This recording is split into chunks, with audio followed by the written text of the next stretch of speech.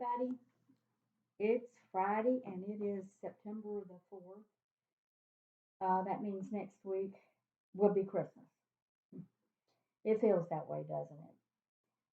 Uh, it's really hard to believe this year so far. I think many of us that are doing Facebook have seen the memes about 2020, and I would certainly echo every single one of them. 2020 has really given us a beating. And in many ways, it's given CareSouth a beating. This week, we've had three employees that have tested positive. That's more than well, I won't say ever had, because we actually had another week where we had as many as three employees test positive. And they were scattered across the organization, not in any one particular outbreak, so to speak, but it has not only that consequence, but it's also resulted in 16 employees being quarantined. That's a real blow. We do everything in our power to help employees while they're in quarantine work from home, but this is a pretty hard blow to take. So we're really quite, I don't want to say discouraged, but quite concerned about this. And furthermore, we're facing another big long weekend. The Labor Day holiday is here. I know that many of us, myself included, are saying thank goodness, but we are also afraid. Um, there was a significant bounce back in terms of cases and even deaths after the summer holidays of July the 4th and also Memorial Day. And now we have Labor Day upon us, and our Chief Personnel Officer, Denise, has been saying and is saying that y'all are doing a really and much appreciated job of letting Denise know whenever you are traveling out of our area so that we might be mindful of what we need to do.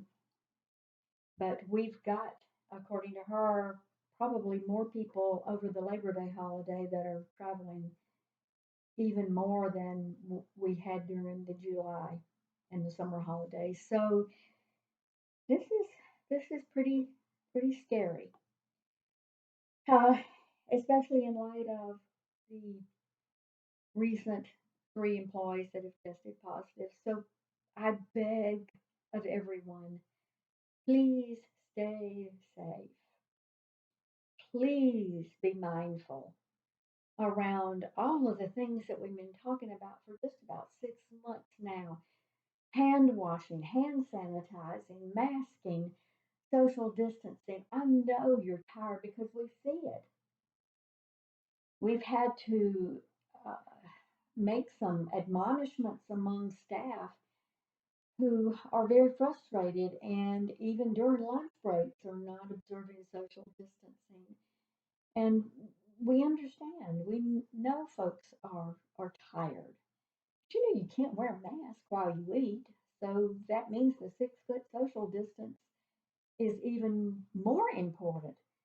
The experts are telling us that when you are around people for longer than 10 minutes without a mask and without social distancing, that your risk is just shooting through the sky.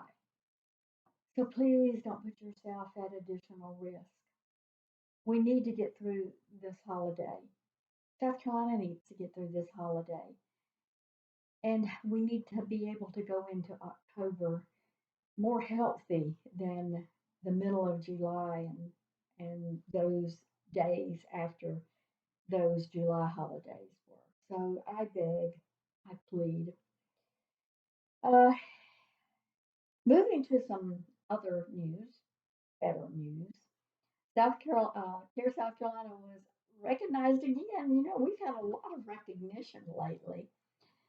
We use a tool called SC Thrive. It is a tool that helps us connect patients with resources and thus overcome barriers that they might have, both economic, social barriers, and other barriers, connects the individual to ways to enroll in Medicaid and a lot of other resources. So we've been an SC Thrive partner. It's gone through some iterations, but we've been an SC Thrive partner for quite a while. We really appreciate the resource that it brings our patients. And SC Thrive named us in our region, which is the PD and the coastal region, the SC Thrive Partner of the Year. So we are so thankful to have SC Thrive as a partner, and we really appreciate their recognition of how valuable that partnership is, not only between the two of us, but also for our patients and our community in general. In addition, the National Center for Farm Worker Health also recognized us and the valuable contribution we make for seasonal and agricultural farm workers in our area and made a huge donation to us recently, masks and gloves, I think.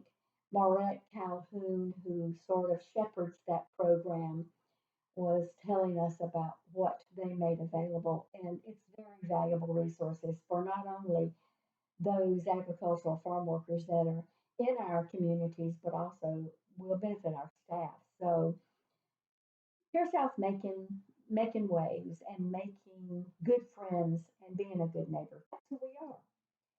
You saw the video this week that Randy Carlisle did around our Mobies, and we now have four of our five Mobies on hand. First Carolina is donating the fifth Moby. It will be coming available to us a little bit later, probably later in October. But our Mobies are getting very booked. We have a very big schedule for them for the entire month of September, and we will be having providers that will be part of the Moby team. That's going to add a very good dimension to being able to provide Moby services, whether it's coronavirus testing or immunizations or vaccinations or even chronic disease testing. I am really quite thrilled about the directions that our Mobies are taking, and we even got recognized in the best practices that NAC is about to publish as a best practice for the use and deployment of mobile units. So when this becomes finally published and is in final version, I will be sure to share that with everyone. We we really we really love the opportunity to do innovative things and to lead, frankly, other FQHCs and even other ambulatory practices in innovations such as our Mobies. Speaking of a good job, let me commend everyone. You are doing a very, very good job. It is absolutely amazing. I know we've had to tighten our belt a little bit, but we are in much better shape than, frankly, we ever dreamed we would be. Yeah, there have been some tough decisions that had to be made, but we're doing very well, and I want to add that level of both confidence to you as you go into your Labor Day weekend, but also commendation. We're doing well because you have stepped up. Each and every one of you have stepped up. You have made it work. You've come up with innovations. You've pitched in very unique and different ways. And at the ever foremost front of it, you've been taking care of patients. And that's the bottom line. So well done, Care South Carolina. Well done. I know we've got months to go before the end of the year. I know we are all fingers crossing and lots of prayers are out there for this pandemic to either diminish by virtue of a vaccine or what they're calling herd immunity or whatever it takes. We're there with you and we will do everything that we can and we will make sure to keep you abreast of the most current information and When information needs clarification, we're on it. We stay in touch with the latest, whether it's a federal update or a state update or even local and communities. And we're sure to share them with you. So let me just close. Have a good weekend, though. Take some time to take care of yourself. That's really important.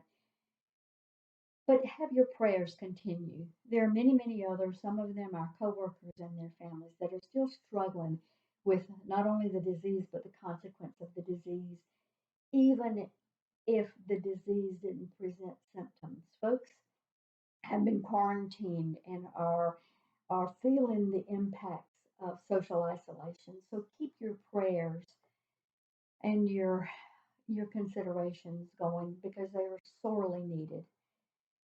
I know we are Care South Carolina Strong and we will remain Care South Carolina Strong, but it's strong because of you. Stay diligent, stay safe, and stay well. Y'all have a good weekend.